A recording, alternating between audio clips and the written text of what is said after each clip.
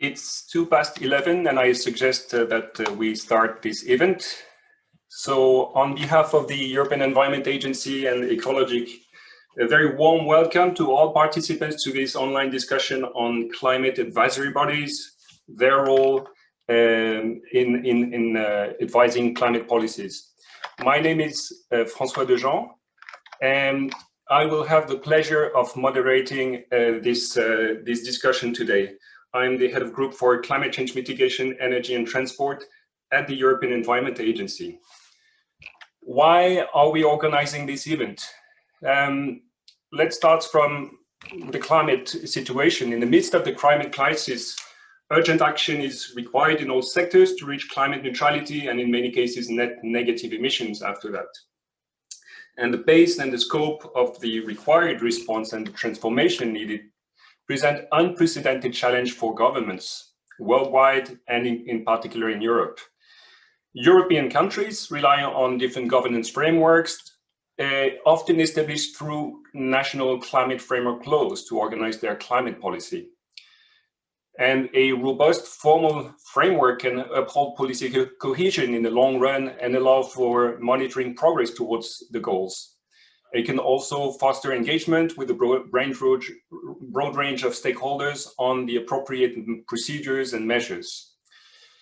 In many countries also, we have national climate change advisory bodies that are being established to inject science into the policymaking process and enhance governmental accountability.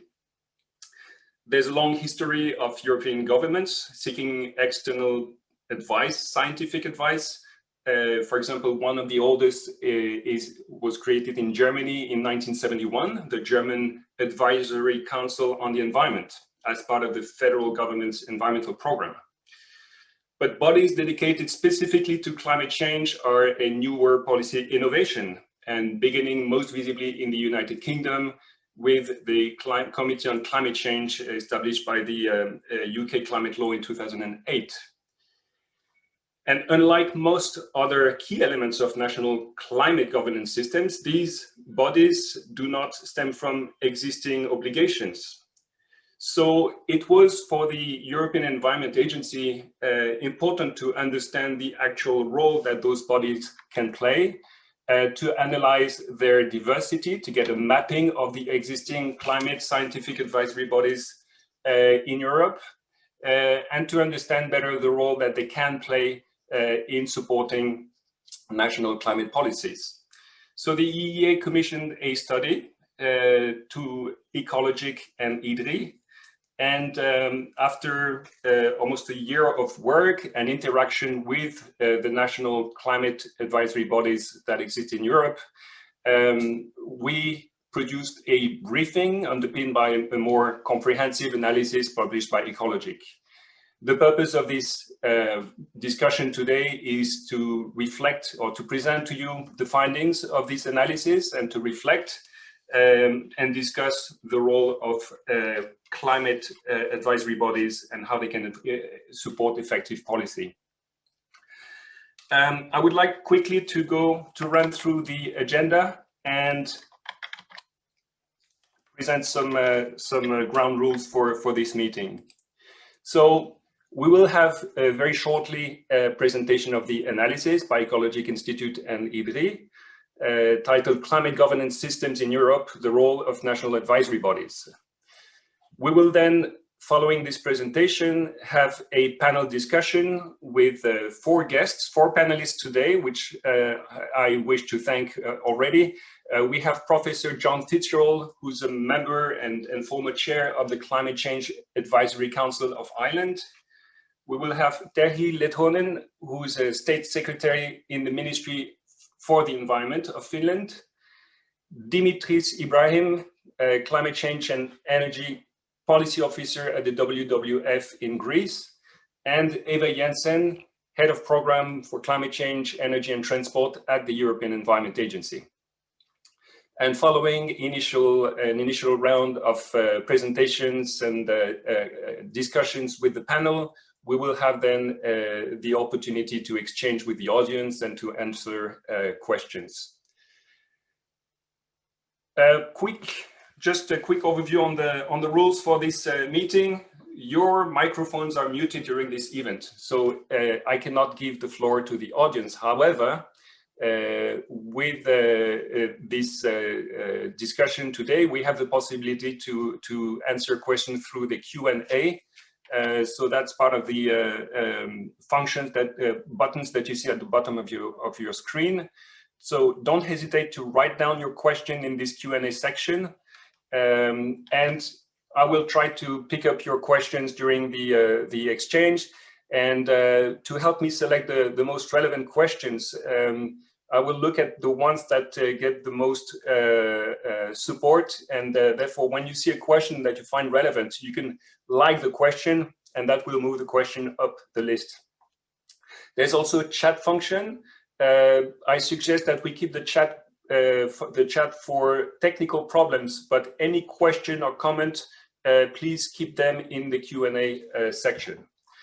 Finally, this event is being recorded and it will be made available online after the meeting, as well as the slides. Before we jump into the content of the discussion on and the presentation of the results of the analysis, we would just like to have a very quick virtual interaction with you. And I will give the floor to Matthias Duve from Ecologic Institute. Matthias coordinated the analysis, actually. And thanks, Matthias, for joining us this morning. And I will give you the floor right now. Thank you very much for the kind introduction, François. It's a great pleasure for us to finally be able to share that research and our insights with a broader audience. But right now, what we want to do is get our audience, get to know our audience a little better. And for that, in the chat, you should now be receiving from our colleague the link to the Mentimeter slide, to the Mentimeter survey that you use here. You can alternatively type in the codes that you see at the top of the screen. There is the link. If you click on the link in the chat, you will be taken to a different browser window. You can open this on any of your devices and type in the city that you are joining us from. If you're doing that in English, then there's also a higher likelihood that we'll see the cities that are in fact the same pop up. We do have a strong representation in Copenhagen right now, obviously. There is Brussels and Helsinki up top, but you can see there is actually broad representation from across the continent and from beyond. Welcome to also the participants who are joining us from the other side of the Atlantic at this hour, I might add. So thank you for everybody who is indulging us in this little exercise. I think we're going to move to the next step in our getting to know you phase. And this is a question about your connection and involvement in climate governance and your connection to policy advice and advisory bodies. This is a multiple choice question, so you can tick more than one box here. And you also have the choice to say, yeah, no, none of these directly apply to me.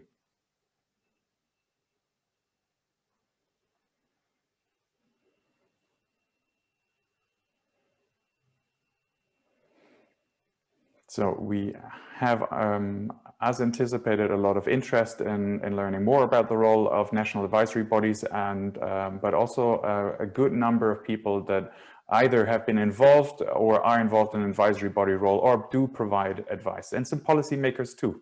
So a good mix. Thank you for participating.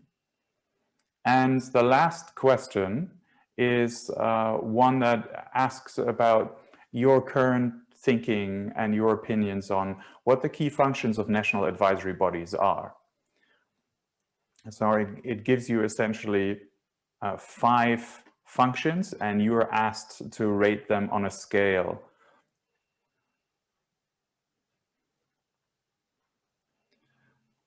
There is enhancing transparency, making governments more accountable, providing information, serving as an information hub, and convening of stakeholder involvement.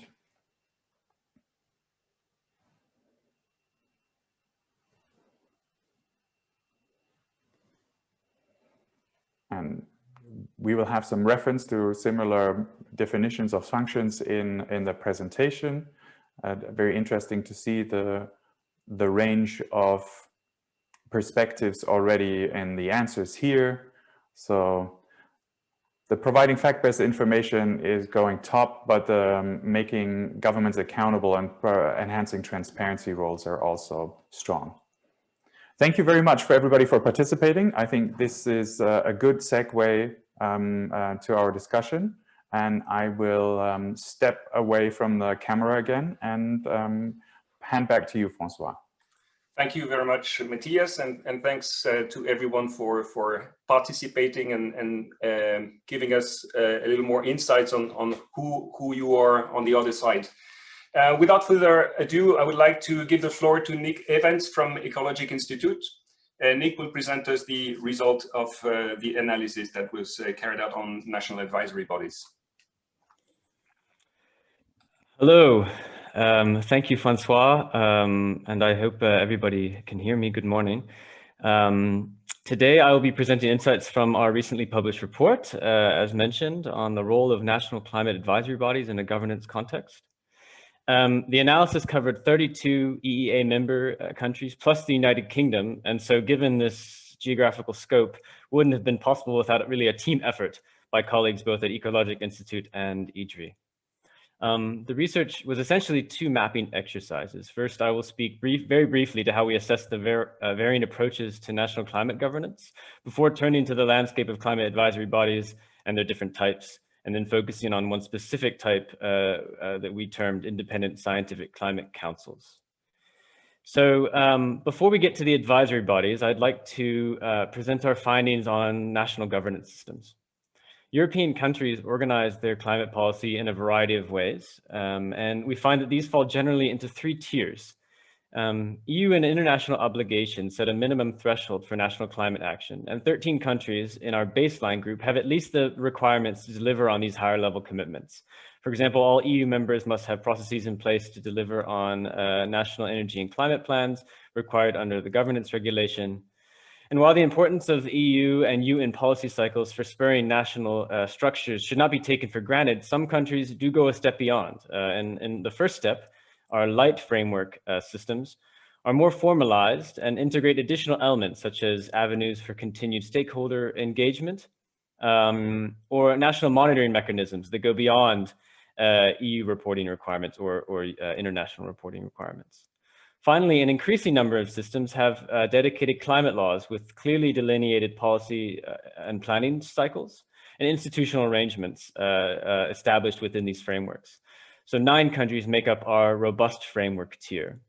Of course, it's important to note that this is a snapshot of a developing landscape that always changing. Spain and Ireland, Austria, among others, as mentioned, are in the process of revising their climate policy. And in the coming years, we expect numerous countries to pursue climate legislation in some form or another or revise existing frameworks. The ongoing development is really worth emphasizing. In the years leading up to and following the Paris Agreement, we've seen a proliferation of 2 key innovations, as Francois mentioned at the onset, these being national climate legislation and climate advisory bodies. Currently, 18 European countries have some form of climate law, but many others have a form of advisory body, and as we'll see, these come in many shapes and sizes. So there are countless advocacy, civil society, research institutions, and trade organizations, youth organizations that attempt to influence or guide the direction of national climate action. And there's also a long, as mentioned, also a lengthy history of advisory work in the environmental realm. However, it was important to start with a definition for what we mean by a climate advisory body. And for the purposes of our report, we considered any advisory body as an entity that was solicited by government or is solicited by government for input on climate policy development, especially when it pertains to monitoring and evaluation of policy. The input must be recurring and continuous, and the entity must have a unique relationship with government. So this cannot be based on an open or tender grant process. Based on these criteria, we found 57 such entities operating in 27 countries. While we were writing the report, 2 countries were in the early stages of adopting an advisory body, these being Turkey and Slovakia. But we were unable to pinpoint a relevant advisory body in 4 countries, Cyprus, Liechtenstein, Romania, and Slovenia. And importantly, we are aware that some might be existing behind the scenes and less of an outward-facing manner.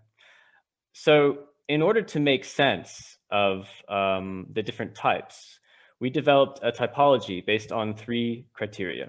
First, the composition. Who are the members? Who's involved? Who sits on the panel or on the council? Second, the involvement of government as a proxy for a kind of degree of independence in operation. And then finally, thematic focus. So all 57 advisory bodies can be grouped into one of 4 key types. Roughly half have a dedicated focus specifically on climate, established specifically for climate issues, while the other half have a broader environmental or sustainable development focus. And oftentimes these are older, have been around for much longer. For example, the German Council for Sustainable Development or the Estonian Environmental Research Center. And these bodies in this type make up our broader focus or subtype B category. So the first type, called independent scientific councils. Next slide, please. 12 fall into this category, with an additional 7 focused on wider environmental issues. These are councils composed of scientific experts from a wide array of fields relevant to climate policy, importantly, not just climate science, but economics, public policy, and the like. Importantly, these are not public officials. They're almost always professors or researchers from separate institutions. And autonomy of the council is always safeguarded by the implementing legislation. It may be limited somewhat in practice due to constraints on what functions and role the body has in the governance context, and I will talk about that in a bit. But these often act as independent monitors of climate policy and that by design are a check on government by government. And examples here are very clearly the UK Committee on Climate Change and the Irish Climate Change Advisory Council. The second group, the in-house scientific advisory bodies, are formal governmental institutions that employ scientific experts to advise on climate and energy policy matters.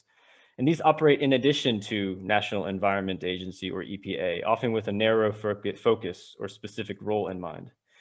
Their connection to government does not necessarily compromise, of course, the validity of results. After all, the type 1s are also financed through government funding, but their work is likely to be more framed in the service of a national government instead of outside looking in. Only one body we found falls into this category, the Hungarian Scientific Advisory Panel on Climate Change, while an additional 3 have a wider environmental focus.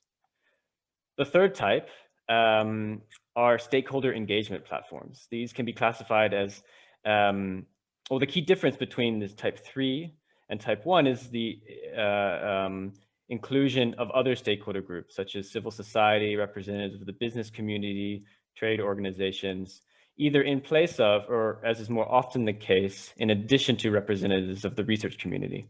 Examples here include Bulgaria's National Expert Council on Climate Change and the Icelandic Climate Council. In most cases, the objective is to broaden the climate policy discourse through participatory processes. However, in a few exceptional cases, these bodies may also have a monitoring role with annual reporting, even though it may not be mandated. And that's the case, for instance, in Iceland.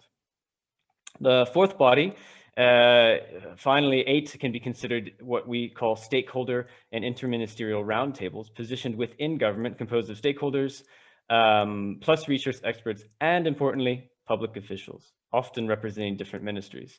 Examples here include the National Climate Change Committee in Lithuania and the Austrian Climate Protection Committee. Importantly, a distinction must be made between these stakeholder and interministerial roundtables and what would otherwise be intra-governmental climate change committees established for coordination on climate issues, often between ministries. And the key difference is clearly the inclusion of permanently sitting external members. Sometimes it can be a gray area, though. In our research, we found, for instance, the Slovakian High-Level Commission for Climate Change Policy Coordination is formally composed of just ministry officials, and thus we omitted it from further analysis. but it has ad hoc working groups that often involve external experts, so it's not always so clear-cut. So many countries have multiple advisory bodies, and for instance, in Germany, we have found 7 different entities that fit our definition, including numerous type 1A bodies, one still very new in the landscape. Another interesting conclusion was that Sweden and Finland, among others, are unique for having at least 3 of the 4 different types represented. Another element is if you look at these bodies over time and how they've been established over time, it's very clear, as also was mentioned at the start, that the climate dedicated ones, the ones that are in our subtype A, are a newer phenomenon.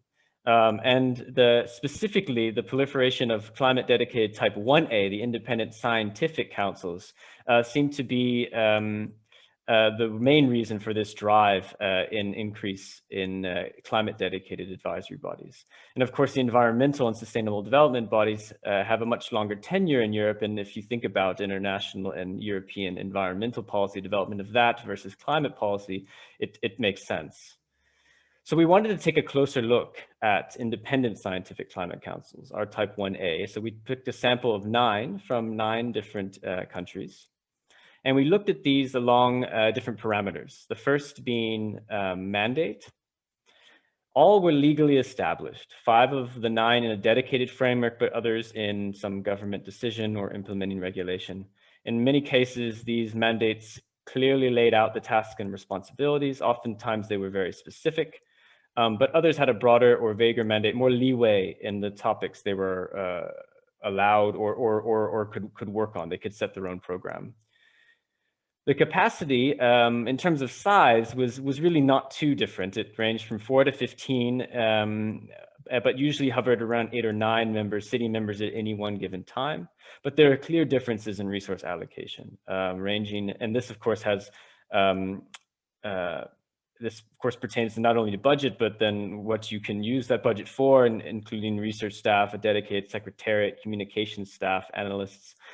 And we found that this ranged from around 200,000 euros to the 4 million mark per year. In terms of degree of self-determination, we looked at 2 areas. First, very closely related to mandate, the degree to which the bodies could choose their own work areas and thematic work, but also the degree to which the bodies were involved, the councils were involved themselves in appointing new members. The government always appointed members, but oftentimes, in actually the majority of cases, the councils were involved in pre-selecting the members for what were usually 4 to 5 year tenures with one option for renewal. On visibility, we found that most had a dedicated website and were active on social media, Twitter and LinkedIn, but very few had dedicated communication staff, and when it did exist, it was limited in its capacity. In terms of the governance context and how these bodies work within a governance context, we identified 3 clear functions. And importantly, no single body was really only focused on one element. And interestingly, these aligned very well with what you all said at the very beginning in the Mentimeter survey. But the first is the watchdog, where the council acts as a policy monitor, a quality check on existing governmental monitoring mechanisms, or doing its own reporting on an biannual basis to lend transparency to the policy process. The second being an advisor, where this is really involved from the very beginning in the policy design process, making concrete policy recommendations either on an ad hoc basis or specifically solicited by government on specific topic areas of interest. And then the final is the convener. And we found that the convener role was really in a stakeholder engagement role, or more vaguely to open up informal channels and generally spur on climate policy discourse. And interestingly, only the Danish Council on Climate Change has a clear convener role as mandated by the Danish climate law through its management of a climate dialogue platform. But this has only been since 2019. Many of the other 9, or almost all of the other 9, had some form of convener role, but not necessarily so specifically mandated in by law. So we found that obviously all four types in our typology have a role to play, but there may be, we would contend that there are certain obvious advantages to type 1A bodies that they bring to bear. Acting as knowledge brokers and bridging the science policy gap being one, this adds legitimacy to policy decisions that are then often seen as evidence-based. Also can add transparency if the council is serving a watchdog role. A body composed of members of the research community may be seen by the general public, may be seen in policy circles as more objective than a committee with civil society and business representatives. Not to say, of course, that those members can't be experts in their own right. It's just that the research community might be seen as this bridging the knowledge broker, the science policy gap. Advisory bodies working within government, such as type 2 and type 4, may lack the outward visibility to have the necessary soft power in a governance framework. So type 1As often have a more public-facing dimension in terms of their outreach. And it is often what gives them clout in the general national discourse. Importantly, we found in the landscape that type 1A bodies may be best positioned, these independent councils may be best positioned within a landscape of other climate advisory bodies, representing the various types, as I had mentioned for both Sweden and Finland. But this seems to be a popular approach that also Germany, Denmark, and Ireland, among others, have both type 1, the scientific, and type 3, the stakeholder engagement platforms, which allows for both input from research community as well as fostering participatory approaches. So regardless of type, having an impact on policy depends on a myriad of enabling factors. The first is clearly composition. Many type 1A bodies, independent councils, enjoy significant soft power due to the reputations of their members within the research community, which leads to a high level of perceived legitimacy. Of course, the mandate can be an enabling factor, but also a disabling factor. If it's too specific, we've found in our research that it can be a limiting constraint on what the council feels like it can actually what role it can actually play in the climate policy making process. If it's too broad, on the other hand, it can have the same effect. In terms of budget and capacity, clearly the different discrepancies were clear, and that seems to be a major barrier to the potential depth of analysis that can be done. And of course, the visibility, the outward visibility, the degree to which the council is part of a national discourse is not only a function of its composition, but also its capacity. If there's financing for communication staff and potentially outreach and actual events, that can go a long way to enhancing the visibility. However, important, and probably the most important element that we found, is that type 1A bodies, compared to their other peers, the other types, are often established within an enabling framework from the start. Over all the 57 bodies we identified, only 13 are enshrined in a dedicated climate law, and most of these are the independent scientific types. So we found that basically what this an enabling government context is a key factor, because if a climate council is embedded in a policy cycle, for instance, the UK CCC suggests the limits for each successive emissions budget and must be consulted before any changes. This allows the council to provide pinpointed advice at a specific time where it can be then taken on. Another element in which the governance context can be specifically enabling is when the government itself must respond to the council's suggestions or the reporting. This we found to be the case in the UK, France, and in Denmark. And in Denmark specifically, was interesting because this response can be the catalyst for debate in Parliament, and then actually lead to requirement on government to update and pursue additional policy. So I'm conscious of the time, so I would just leave the key messages here. But I guess most importantly, we would like to reiterate that this impact is a function of perceived legitimacy, and that no matter what the type, it seems that advisory bodies are only effective as their governance context allows. Thank you very much.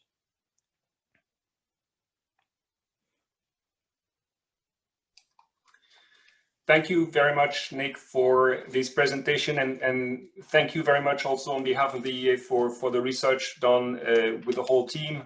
I think this is great work and a lot of food for thought. There's a lot of information, including in this study, and reflected in your report. So I hope this sets the ground for a fruitful discussion with our panelists. We heard about the diversity of national advisory bodies. We heard about how the landscape has evolved. We heard about the functions, the different functions that climate advisory bodies can take and their added value.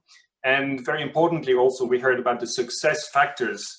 So I would like to turn now to our panel of experts to exchange and discuss on the role of national advisory bodies based on their own experience. And we have a great panel because it's a diverse panel with different sides represented. We have Professor John Fitzgerald, who is the member of the Climate Change Advisory Council of Ireland, and until very recently was chairing this council.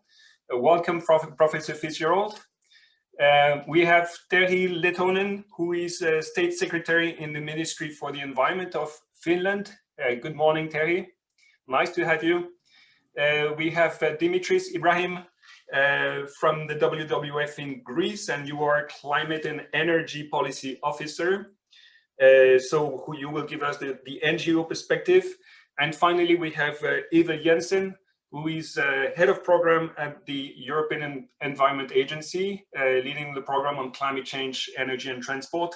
And Eva, you were also previously heading the Secretariat of the Danish Climate Council. But of course, today you are representing the European Environment Agency. So I will turn first to Professor John Fitzgerald.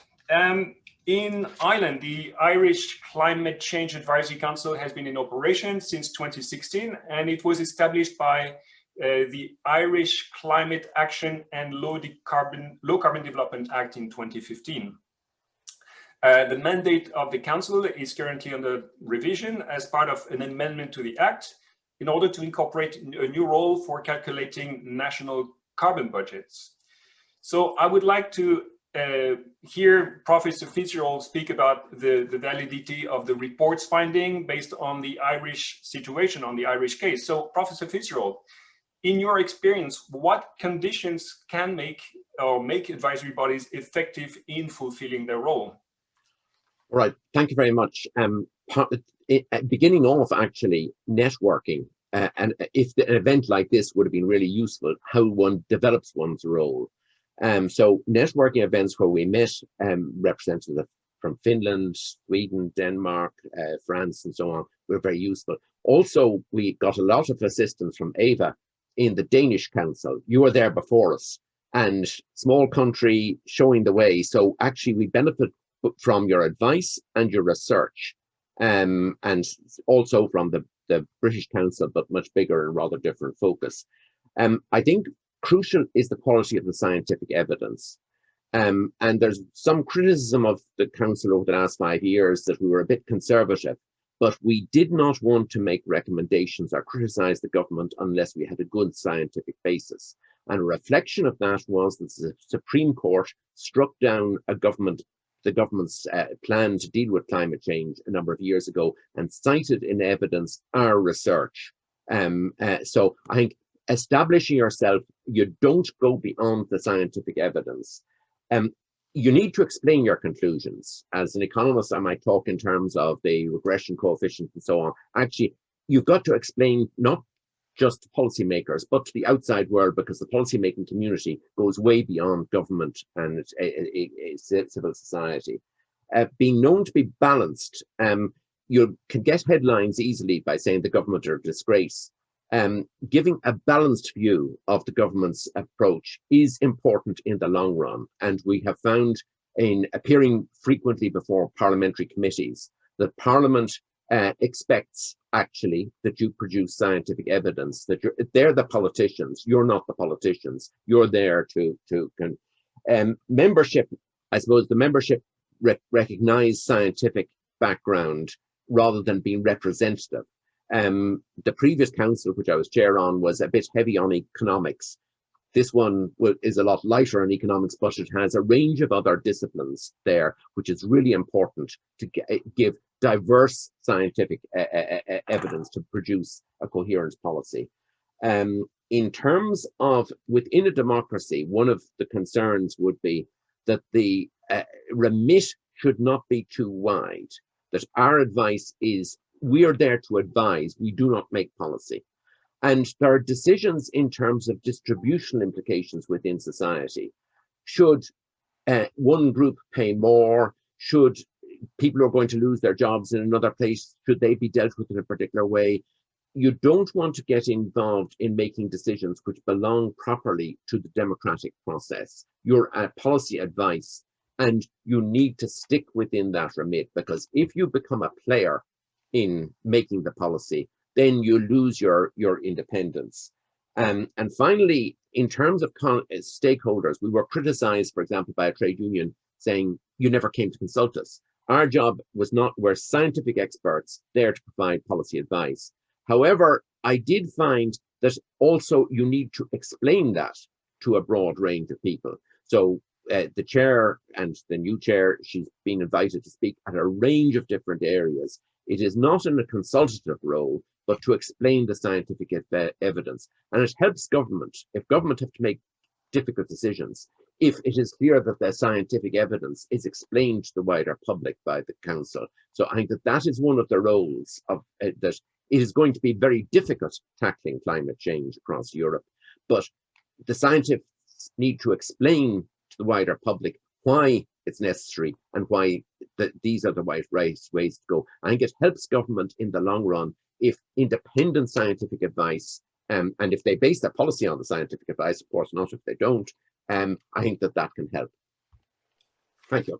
Thank you very much. So a clear remit, a very clear role of advisor, but not doing the policy, robust scientific evidence, and being able to convey the message. So communicating actionable evidence, let's say. Great, thanks. Can I follow up with a question on why or what would impede the efficiency of an advisory body? What do you think are the main barriers for successfully informing policy in your experience? Well, a lot depends on the political culture in a particular country. Is our government open to scientific advice?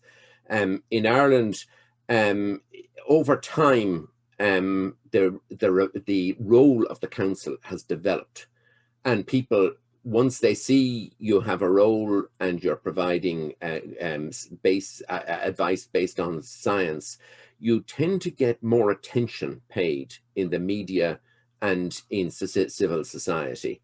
The fact that you're independent. So I think it's something that develops over time. And it will be depend on the political culture in individual countries. I think that each country will be different in how that plays out. Thank you very much, Professor Fitzgerald. Very, very useful insights from the heart of an advisory body. I would like to turn now to Terhi Lehtonen, our second panelist. You are a state secretary in the Ministry for the Environment of Finland, and thank you very much for joining us again. We have seen now that Finland has set a very ambitious target of net zero emissions, not by 2050, but by 2035. That's very, very soon. So the Finnish climate panel provided input and analysis that led to establishing this target. And now the government will have to deliver on this target. So the Finnish council had limited resources at the start, but over time, the institutional support was enhanced. So we would like to speak to speak about the role and the added value from the government perspective of advisory bodies. How can scientific advisory bodies can support climate policy making? Thank you, François, and thank you for the invitation and for such an interesting analysis of the role of the advisory panels. If you allow just a few words first on the Finnish experience and the background for our scientific advisory panel in Ilmastopaneeli. The Finnish climate change panel is an independent scientific advisory body. It was established in 2012, and since 2015, it has had a formal status and a mandate under our Climate Change Act.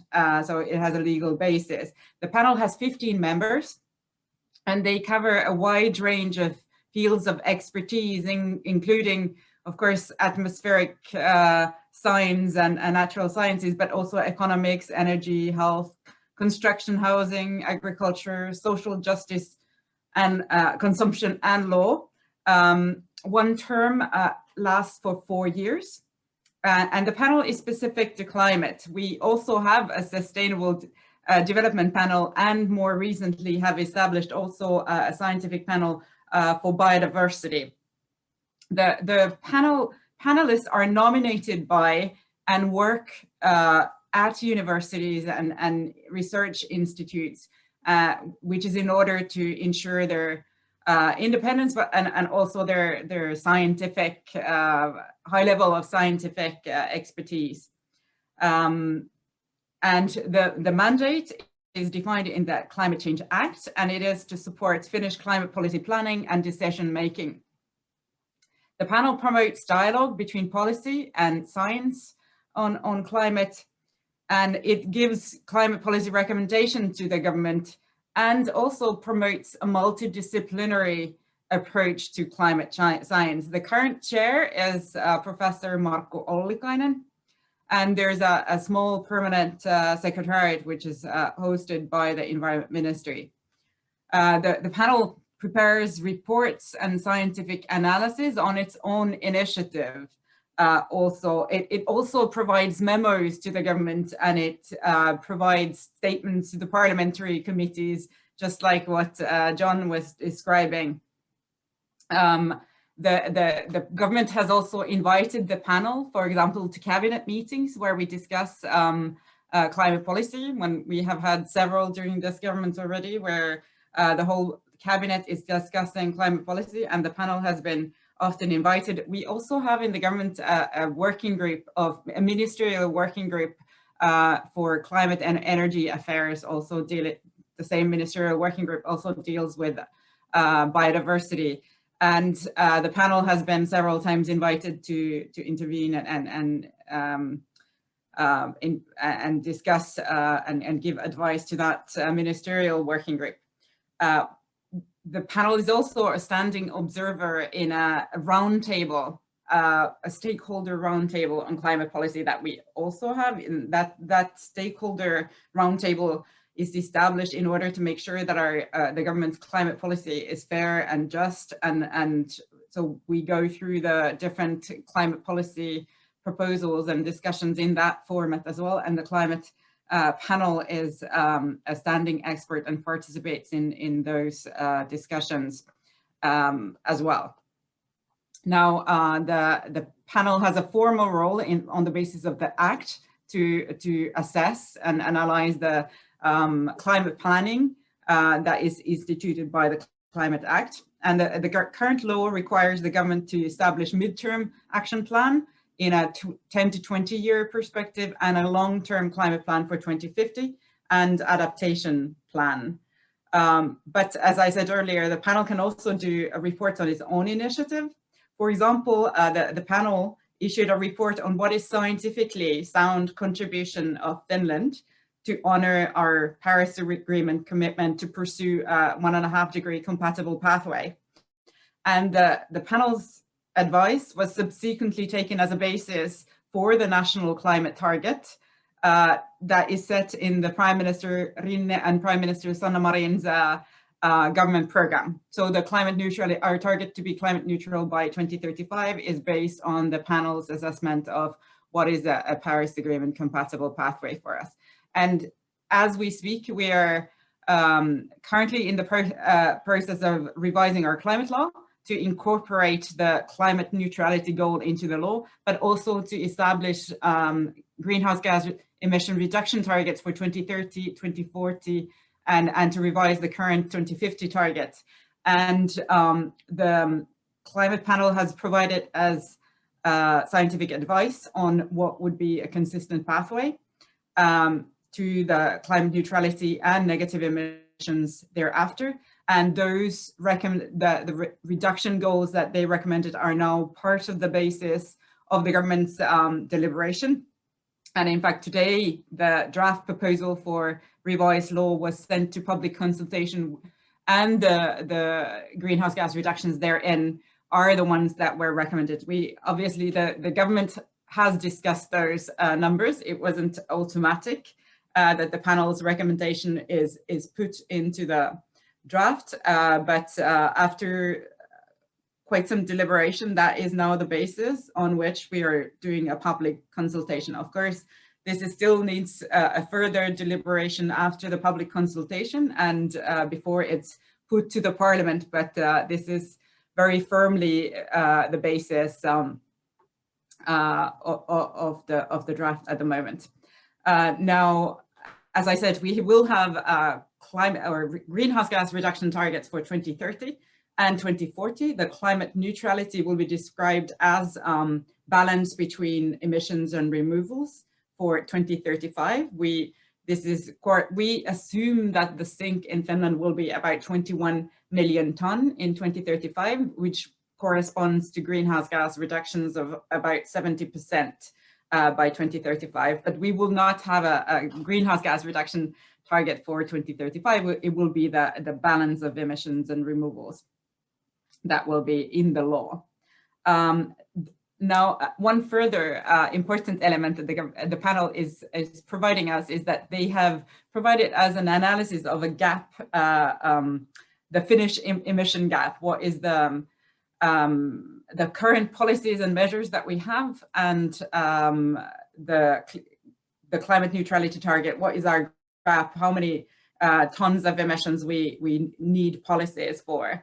And that has also been the basis for the government to consider and deliberate on policy. And for example, now at the moment, we estimate that we have policies and measures in place to close about half of the gap to climate neutrality by 2035, but we need still need to implement still further measures for about 11 million tons of emissions.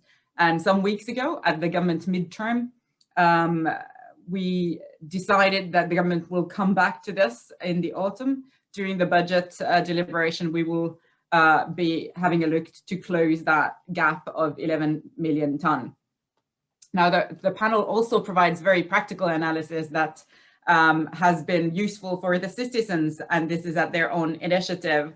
For example, they have an online tool to calculate and compare different differences in greenhouse gas emissions and cost of cars using different power sources, and this has been a very popular tool for citizens. The media also uses the panel as a reliable independent source of science, and the panel has been, I think, very good in trying to have very clear and good communication, in a sense, to ensure that the reports are accessible to a variety of readers, despite of the complexity of the subject. This is, of course, good also for politicians. It is, in our analysis, if I would just say, the resources of the panel is of course something that is important to ensure that it is able to provide the kind of role that we wanted to do. And we did an independent analysis or evaluation of the Finnish climate change panel in 2019. And on that basis, we have increased its resources, and also the communications support has been integrated into the panel's secretariat on that basis, and something that was also mentioned by your analysis. So just perhaps to conclude this introduction, from the Finnish experience, I can very much vouch for the conclusion of the study that the climate advisory panels can play an important role in enhancing the accountability of national climate governance. And in our case, it has been key to provide reliable information and to also act as a watchdog in respect of government action. Great. Thanks. Thank you very much. That's a really nice feedback to hear, and the confirmation of the main findings of the analysis. And we can already hear some similarities or some coherent message with what John Fitzgerald also was saying: the importance of pluridisciplinarity and communication. The importance to have a really scientifically sound approach when it comes to, for example, defining pathways. I think you also underlined the importance of having a proper dialogue with the government to allow the government to take its own decisions. I would like now to thank you very much, Terhi. We will come back in the roundtable after the next panelist. I would like to turn to Dimitris Ibrahim from the Worldwide Fund for Nature in Greece, and your Climate and Energy Policy Officer. Dimitris, in Greece, the Hellenic Council was analyzed in the report, and the findings was that mandate and resources were lacking, and that limits the effectiveness of the council. And there's also weaknesses in the climate governance system in Greece, with currently little formal structure in place. You have campaigned for the introduction of a national climate law with a much stronger independent advisory body. So how specifically can the Greek national climate governance system be strengthened, you think? And what role could an advisory body play in that regard? Thank you. And first of all, thank you so much for the invitation, for the excellent report. We use your resources extensively in Greece. They're very informative and very useful to us. And of course, I'm very honored to be part of such a distinguished panel. So please allow me to give some context for Greece to better understand what is actually going on in our country. Greece is a country where we have an economic crisis since already 13 years now. And you can understand in this context that political turmoil and growing social unrest is an increasing trend. And of course, there is a lot of mistrust in public discourse. It's a heavily polarized, let's say, public discourse. In this context, the mistrust in government-led initiatives, and for example, climate action is no exception in that. One key area is the promotion of renewable energy. Is something that is very concerning. But on the other hand, the majority of polls and opinion surveys in Greece, when it comes to the question of who do you trust more, the vast majority of Greek citizens mostly trust the scientific community. And this is an area that we should further explore and take advantage on in our country. So as you said, we already have a climate council. It's called the Special Scientific Committee for Climate Change. It has been included and has been created through any relevant law. We don't have climate legislation yet. We rather have a rather, let's say, fragmented set of policies, which are mostly focusing on renewable energy and the promotion of renewable energy. It's a structure which is in-house within the Ministry of Environment and Energy, and it mostly restricts to a consulting and advisory role. So it's not acting as a convener and definitely not acting as a watchdog. It was formulated in 2019 from the incumbent government, and it has been activated in 2 instances so far. The first one was to develop a position for Greece in a crucial June Council in 2020, which was focusing on the European climate law. The second instance that has been activated is rather recent, is a contribution of the Special Scientific Committee for Climate Change for the development of a national climate law. And it is actually happening as we speak. But some of the key insights through our collaboration and our insights from working with the scientific committee is that, for example, in the first instance where they collaborated and they produced the report and the position of the country, that position was an excellent piece. It was very comprehensive and rather ambitious. It was, let's say, a science-driven position for the country. It was heavily displayed in media, in national media, but it was never being utilized by the Greek government in the European councils at that time. So it was mostly used for the national context.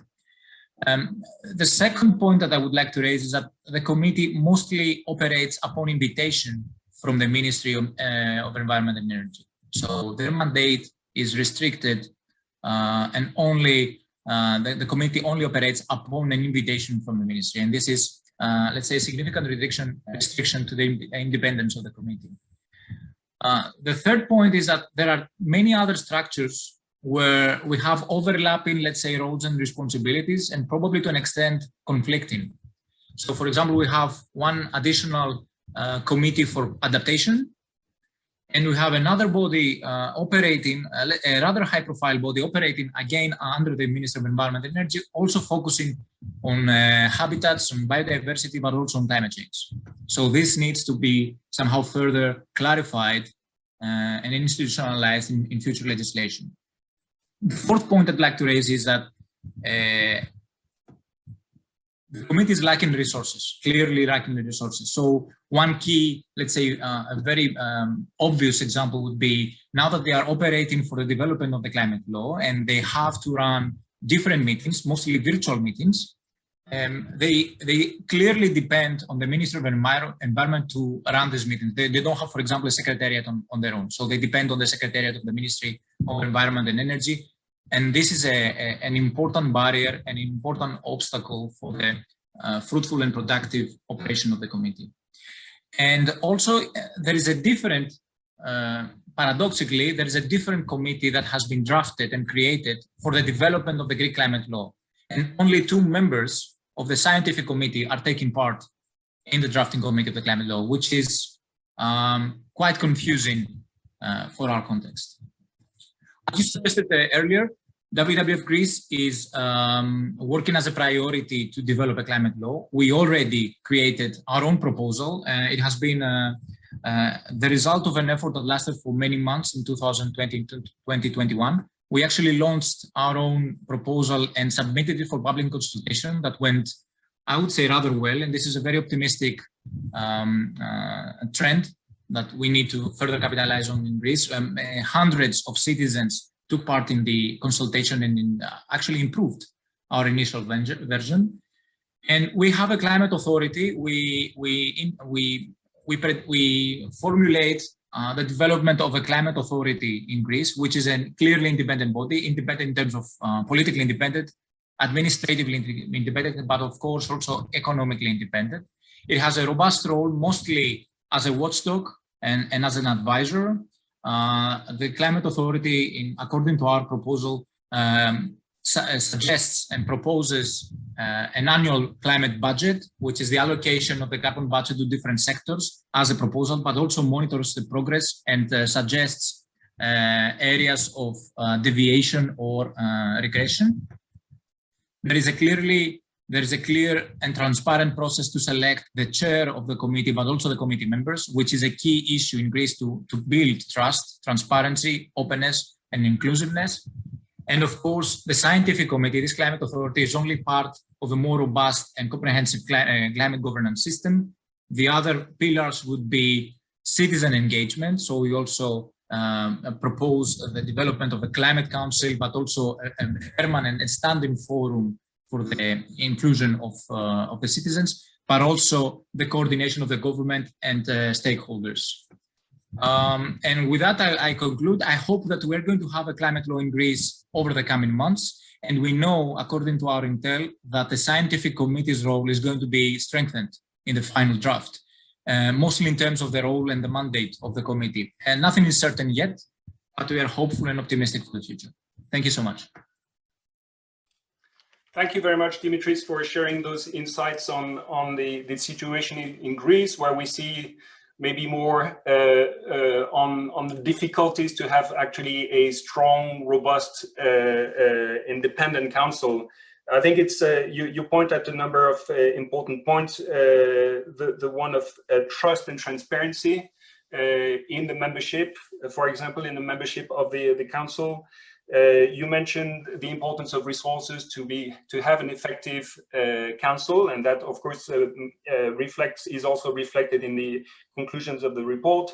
You talked about maybe the lack of clarity of this council with respect to other existing bodies, and therefore the need to have a very clear mandate, well identified. But I think most importantly, I find is the link between the advisory body and the overall governance framework that it belongs to, and the need for that climate law, which hopefully can help bringing clarity on the role, on the mandate, and bringing those different elements that are needed for an effective council, which is the trust and the trustworthiness. So thank you very much. I will now turn to our last panelist, Eva Jensen. Eva Jensen, you are heading the program on climate change, energy and transport at the European Environment Agency.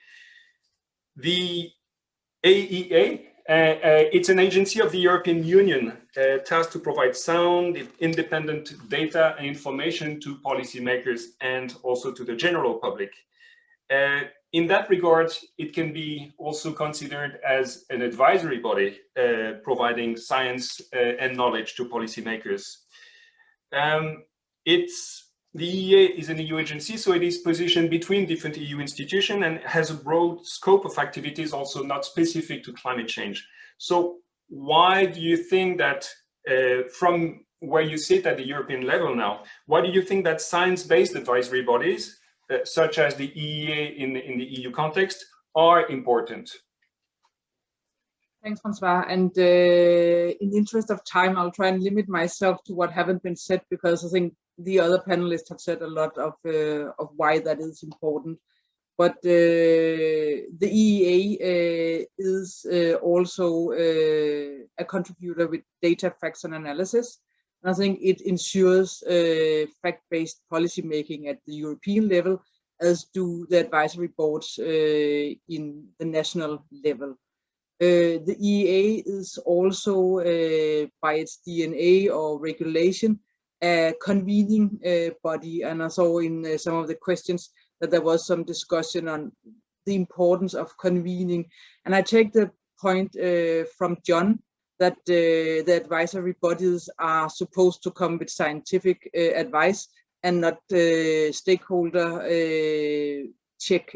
But on the other hand, to convene knowledge is an important part of the EEA. And we do have a strong national network and are a network organization in the outset. I think that does convene knowledge, but I also do agree with John that it is extremely important that we always stand on knowledge and science, and therefore it's not about positions and who thinks what, but on the other hand, on what can we provide of information and science to the policy process.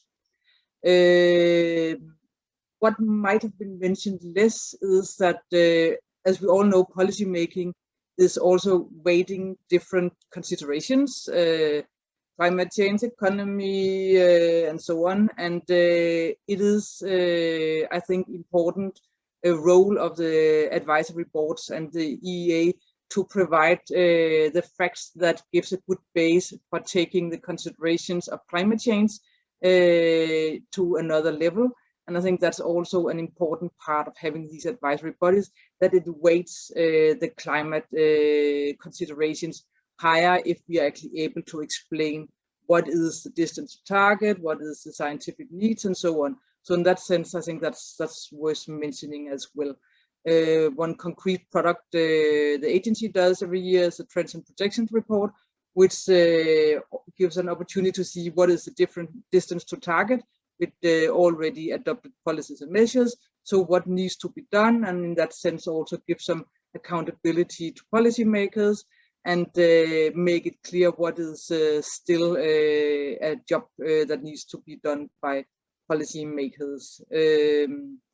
A novelty and new development that I also would like to mention in the context of the EEA is that the new European climate law do anchor a European scientific advisory board in the EEA, where there will be a secretariat who are responsible for providing very much the same kind of scientific advice that John and Terry have been talking about, but also at the European level again, and have a task also to coordinate a network with the national advisory boards. So I'm hoping that we can continue the conversation in that context as well.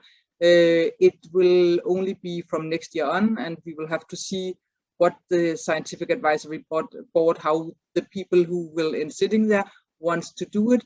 But at least it's clearly a part of the tasks of this new advisory board. So with that, I think we should, in the interest of time, get into the discussions with the audience. Thank you very much for these insights, Eva. And of course, yes, we'll look all forward to the creation of this new advisory board and see how it will now operate in this new landscape of the European climate law. Indeed, in the interest of time, because it's already 12:07, and our discussion should end at 12:30, I would like to turn to questions from the audience. We have a question on, I will read the question. Advice on climate policies is very much inter-silo: agriculture, mobility, housing. How to best interact and learn from councils active already in both climate and other different sustainability area. And this is a question from the former Dejean from the European Advisory Councils Network. So, yeah, interactions between Climate Council and other broader councils that have broader remit. Can I maybe ask this question to turn to John? Have you been interacting with other councils that have that are not specifically dedicated to climate change? And what lessons can we get from these sort of interactions? Well, we don't formally, there isn't another council, say, on biodiversity. One of in the new law, which is going through Parliament, there will be a requirement to consider biodiversity in our recommendations. But even before you're required to do so, and this is where economists get involved and actually may bring an advantage, is you talk about externalities. And for example, a major co-benefit of taking action on wasting energy in households will be better health. Similarly, in making recommendations on forestry and fixing carbon and sequestering, we would take into account the issue of biodiversity, but there is no formal structure for doing so. And as I indicated earlier, giving a council too many different objectives, you may get lost in arbitrating between the different objectives. And I think the focus on climate change, giving it preeminence, we do take other factors into account, but Ireland has, as does the world, a huge challenge in climate change, and keeping a focus on that is important. The other area which we are also responsible for is advising on adaptation. And that's a very it gets much less attention, because you can measure progress on climate change by how many tons of carbon dioxide equivalent you're emitting in the atmosphere. In adaptation, it's far more complicated. And the media and policymakers shy away from it, because you may have a win on reducing flood risk in a particular location. Compared to reducing climate change at a global level, it doesn't make the same headlines. So the adaptation area is much more difficult, but it is part of our remit. Thank you, and thank you also for mentioning adaptation. Indeed, we also had a question from the audience about the fact that not all councils have an adaptation remit, but when they do, there's little work done to evaluate government action regarding adaptation measure. and maybe for the reasons that you explained, the difficulty of doing so. What are then the panelists' view on how mitigation and adaptation can be better considered together by such councils? And maybe I can turn to Terhi to ask that question. How do you see the linkage between mitigation and adaptation? Does the Finnish council have also a role to play with regard to adaptation, information on adaptation and support to adaptation policies? Sure. Yes, they do, and they do actively. I was just looking that in 2019, the Finnish panel has submitted a report and has done work and analysis on adaptation. Also, currently ongoing, there is further work being done, looking at both the impacts, specifying the signs on impacts, and then looking at different ways of tools of adaptation and their costs and benefits. So there is work being done, and I think the panel is of course independent and decides itself, the proactive independent work that it decides to do. They will always respond to the government or look at our plans and programs and give us advice or their view or analysis of that, but the independent analysis is in their hands. But when we do get a question that we ask from the panel, there is, as I said, we have many different scientific fields represented in the panel. And the way I've seen it as a policymaker, when we get it, in my understanding, it's a collective opinion.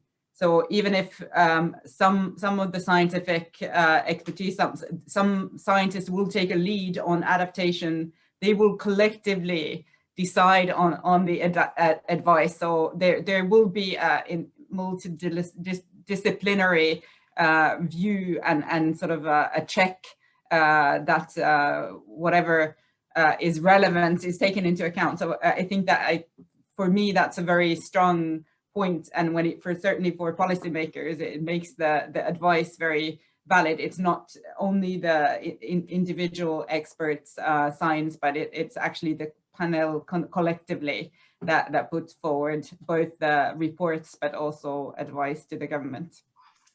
Thank you very much, Terhi. I have another question from the audience about the dialogue and the networking. I think that was the first point actually mentioned by John, the importance of having exchanges and sharing of knowledge between the advisory boards that exist in different countries. How could existing networks and dialogues be strengthened to give national advisory bodies a voice at the EU level? Will the new EU board play a role here? Maybe I can turn to Eva Jensen, who already talked a little bit about what will happen with this new EU advisory board. What will be the role of the advisory board in strengthening maybe the national advisory board, the existing advisory bodies at national level? I don't know if it will strengthen their position as such, but hopefully it will strengthen the knowledge base of which both the international or the European advisory board and the national boards can work. I think already before the establishment of the EU board, there has been quite a bit of dialogue between some of the national boards. I think John mentioned that the Danish and the Irish have benefited a lot from each other. And there's been a network that has been working between the national boards. But what we hope to be able to do is to have a stronger base for having these kind of knowledge interactions, because it no surprisingly turns out that we are talking about the same things and discussing the same things in many countries. How should we deal with agriculture? Why does this work? Why doesn't this work? And so on. So in many ways, I think the work is already ongoing, but I'm sure that we are able to strengthen by resourcing and also convening the national boards more, and hopefully also providing knowledge that can be useful for those. Thank you. I would like actually to follow up with John, and I'll take another audience question and pass the floor to Dimitris, but just a quick follow up on this, on the structuring a dialogue between the advisory bodies. And I would like to ask John, are there specific areas that in your view would particularly benefit from coordination or dialogue among national advisory bodies? I think there's been a learning process, that important research done by the Danish Council and other councils we have learned from. I think one of the issues, really important in terms of what happens on climate change, is what European policy. And it is modeling European policy on a European scale, if you want to advise your domestic government on what their approach should be, is difficult. And actually, one of the things that a study done by the Danish Council on the effect of the EU ETS scheme really influenced us. And we undertook, but it's much more difficult to undertake an EU-wide study to influence policy. And how policy at a European level is formulated is based on scientific evidence on its impact for the EU. So for national councils to advise their domestic governments on what the approach should be at an EU level is difficult. So finding a way where we can learn together and advise our governments on what European policy should be, it's something that we're feeling our way towards, and I don't have the right answer on, because I think there's work to be done. And Eva, I think the work which you're doing is really important in this regard. Thank you for these also extremely useful insights. I have, yes, another question about the perception of advisory bodies by governments. And it would be maybe interesting to hear from Dimitris. How does the Greek government welcomes the idea of strengthening and having a much stronger advisory body? The question from the audience specifically is, are governments generally afraid or welcoming independent recommendations by advisory bodies? And should governments be bound to consider the advice? This is an excellent question, and also a very interesting area to further explore, at least in my country.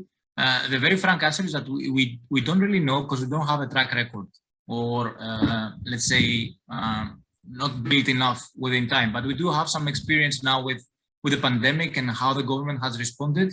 So we can see clearly, for example, a difference between the first wave, when the government introduced science-driven policy, was very quick to assess the information, the scientific evidence that was being provided by an independent scientific council on the pandemic, and it was rather successful. And then how that was diluted and watered down in the second and the third wave, when we started reassessing also and including in the assessment economic factors, social factors, and so on, where you could see clearly that our response was inadequate. Our policy response was inadequate to actually tackle the crisis. So in that sense, I would say our governments in Greece, for example, would not be, in theory, afraid to address and to have truly independent scientific bodies, but we don't have enshrined that in our culture, in our political context. We would have also to assess the coming climate law once this is voted. We know that the role of the independent body, the scientific body, is going to be strengthened, but I think we're far away from saying that we're going to have an independent voice. So mostly as an advisor and as a consulting body, that would probably fly in our context, but not so much as, let's say, a watchdog or a convener, using the terminology of the report. Thank you. Thank you very much. I would like to take two other audience questions, but I will try to combine them. It's about the capacity and the resources of advisory bodies. Some countries do not have a strong research community on climate policy or their own dedicated analytical capacity, for example, modeling. How could they overcome this gap and still set up an effective national council to advise governments?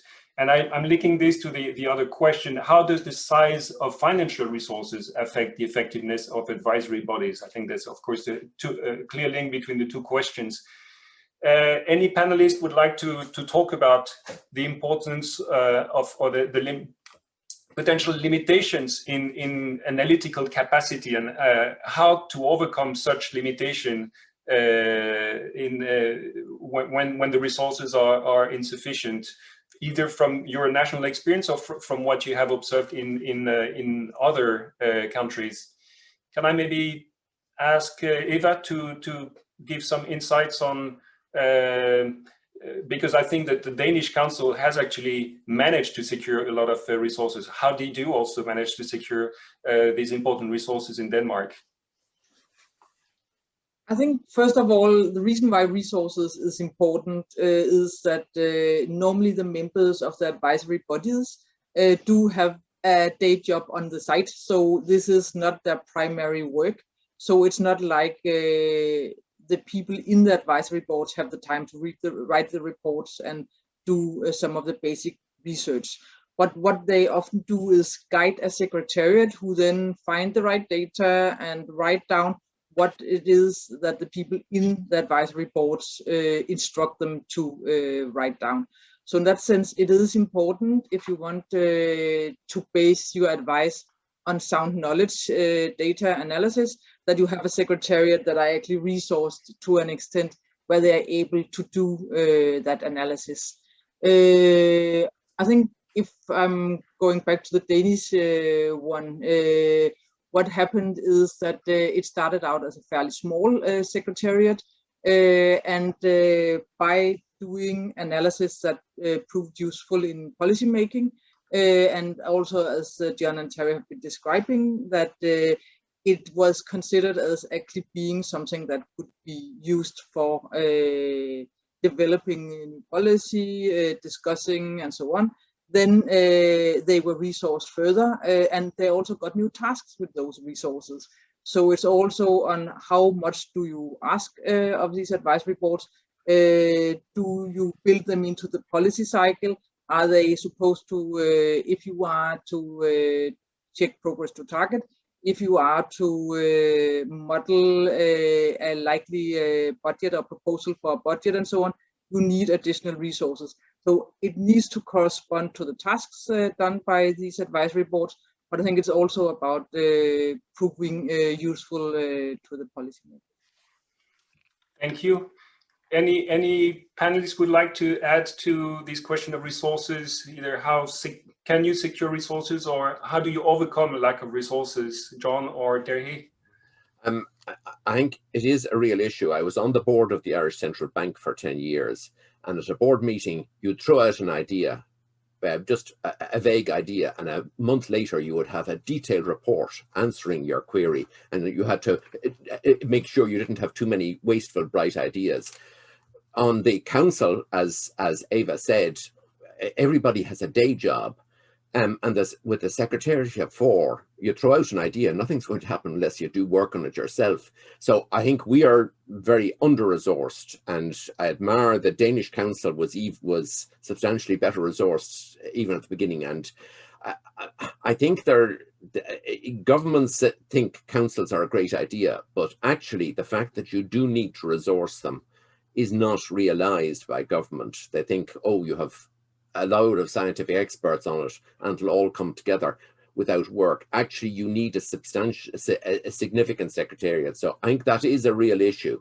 And once you're established, and the better work you do without resources, the less likely you are to get resources. So there's whether we should prove a disaster as a council to get resources, I don't think it's the way to go. So I don't have an easy answer on that. Thank you. Would any of our 2 other panelists like to add?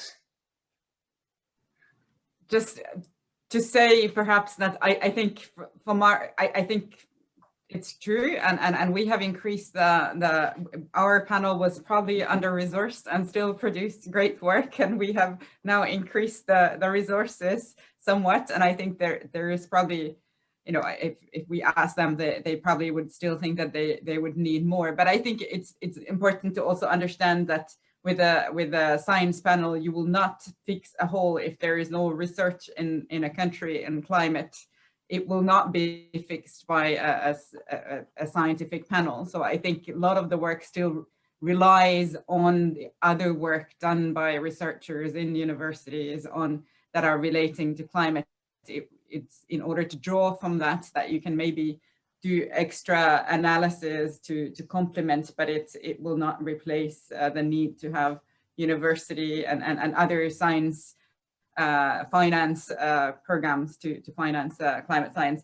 I wanted to come back to, if you allow me, François, on the issue of whether the advice should be binding or the government should be bound to follow the advice. And we were considering this when we are now updating our law on the Climate Act.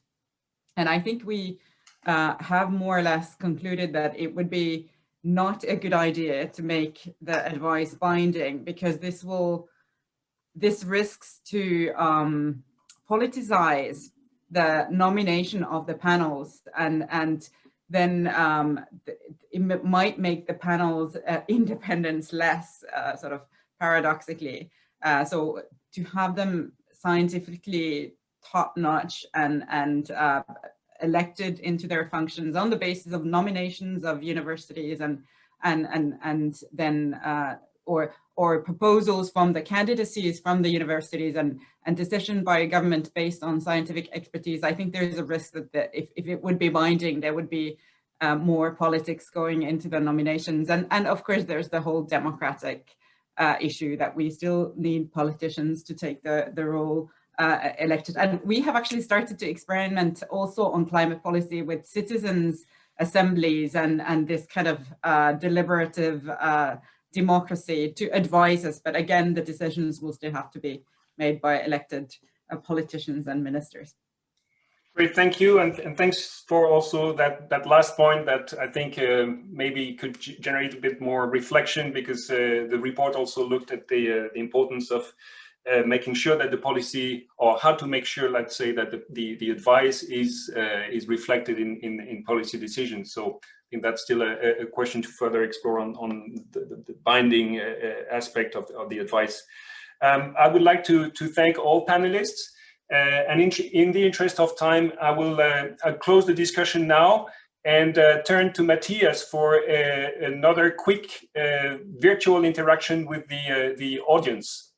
Thank you again. Thank you all very much for your participation and for the very useful insights. Thanks indeed. Also from our side, very interesting to hear the inputs from the experts and see some of our points and insights from the research validated through the anecdotal experience of the countries present. So we wanted to, in closing, to check the perspective and assessment of the room in terms of our audience and participants again. And so we have one closing question to you that asks your opinion or the extent to which you agree with a set of 6 statements that are all about the governance systems at the national level and the role of advisory councils. Johannes, if you could kindly resend the link to the Mentimeter, that will be fantastic. Then people can just go and click the link. I know, indeed, thank you. There it is. So everybody who is wanting to participate, hit that link from the chat and you get taken again to that separate website where you can input your assessment on a scale of 1 to 5.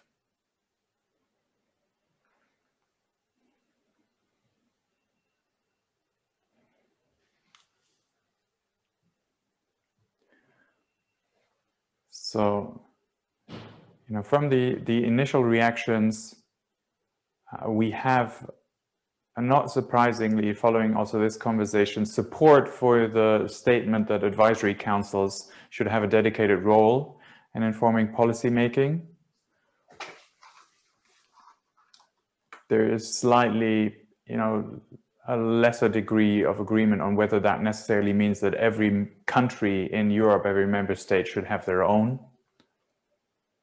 Because there's also agreement with the notion that climate governance to some extent needs to be country specific.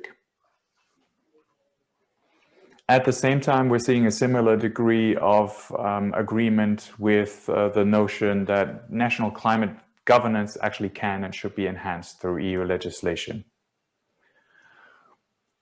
Thank you very much for providing us with your perspective. We will, of course, there was a question earlier, there'll be a recording of this event. We will put all the material online, including the presentation. And we're, as the research team, is very happy to receive any dedicated feedback. And is, of course, also hoping to be able to explore some of the unexplored issues further in the future.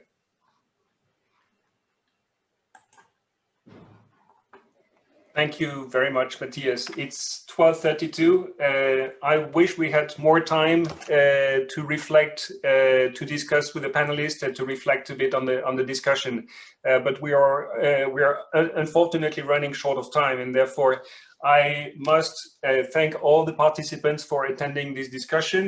I think we heard first really important results and interesting results that enlighten us on the landscape of national advisory bodies in European countries. We heard about their functions, their added value and key factors for success. I think this is something that participants can take home and look into again.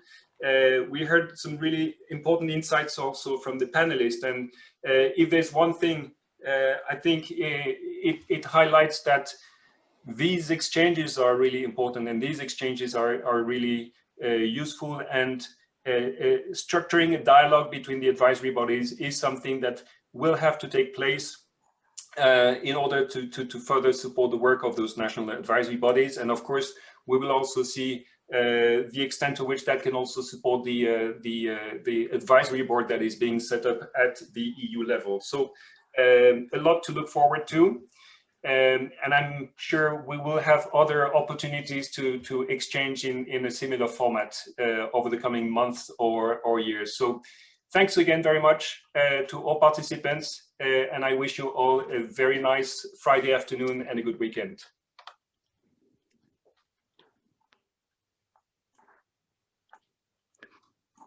Thank you very much, François.